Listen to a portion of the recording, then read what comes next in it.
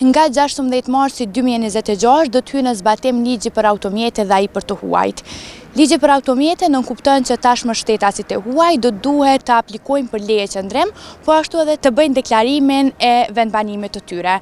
Ndërkaq, do të kenë mundësi që brenda afatit 3 mujor të regjistrohen në regjistrat e lindjeve, martesave dhe vdekjeve, ku deri më 15 mars 2026 ishin të regjistruar në strukturat paralele të Serbisë.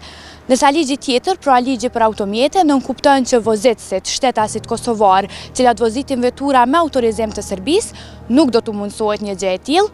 Policia në terren do të verifikojë nëse ata kanë ndonjë urgjencë, smundje apo diçka të ngjashme, dhe në rast se nuk e kanë një të tillë, pra nëse nuk e zbatojnë ligjin për automjete, do të gjobiten në vlerë prej 200 euro. Po ashtu do të vije edhe deri tek marrja e automjetit. Ne aktualisht gjendemi pranë pikës kufitare në Jarinje dhe qytetarët e intervistuar nga Kallxo.com kanë thënë se kanë kaluar lirshëm kufirin, duke potencuar se nuk kanë marrë informacione lidhur me ligjin për të huaj dhe atë për automjete. Kako vam se čini novi zakon o strancima i implementacija koja je počela danas? Pa, nije dobro. Nije dobro, po čemu? Pa, zbog prolaza, zbog boravka ovdje, ja imam kuću tu, a vodim se kao stranac. Da li ste imali problema da sada prođete? Ne, ništa me nisu rekli. Ništa vas nisu pitali? Prvo je pitanje kako vam se čini ovaj novi zakon i drugo, da li ste imali problema? Novi zakon? Da, o strancima. Pa nisam primetio da je počeo da radi. Ja imam auto koji je registriran na Kosovske tablice. Da. Ličnu kartu imam. Da. Ne znam, čuo sam da je još godinu dana otprilike postoji mogućnost da se to prolongira. Kako vam se čini implementacija novog zakona o strancima? Pa ništa ti ja nemam kod toga, razumeš, šta da mi se čini? Sami znate šta mi se čini, da je dobro nije, tako. Pa imaju, nemam ja sam registrovan na ovo, a ovi boga mi. Eno dole parkirani je vozilo koliko hoću. Kuće ih, šta ću raditi s njima? Šta smo pobedili? Koga smo pobedili?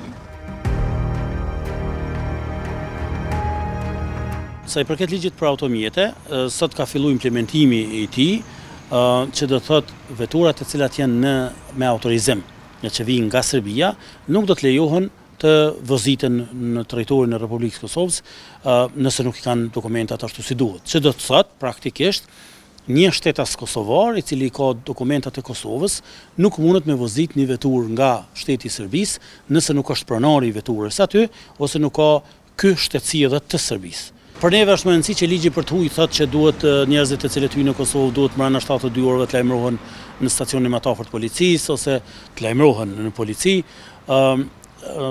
Mandej subjekti juridik hoteli e ka obligimin e vet, si të qoftë Ministria e Punëve të Brendshme e ka kriju, së bashku me policinë, e kanë kriju një aplikacion ku qytetarët mund vet të regjistrohen ose dikush mundet me regjistru ata si mysafirët e tyne, që do të thotë momentin që dikush hyn me autobus në territorin e Kosovës vet personi mundet me tregu, unë banoj në filan vend, jam këtu, edhe ne i morrim ato shënime. Rast se shtetasit e huaj apo qytetarët nuk ju përmbajnë këtyre rregullave pra për këto ligje, çka do të merr policia e Kosovës? Në momentin që ti një vetur nuk e ke regjistruar me mirëpreje duke shkuar në spital, policia në vend ngjarjes në rrugë e merr vendimin që ti ec, lëviz, nëse ka nevojë me të përcjell edhe të përcjell. Që mos më shkaktojë ndonjë aksident ose diçka e tillë.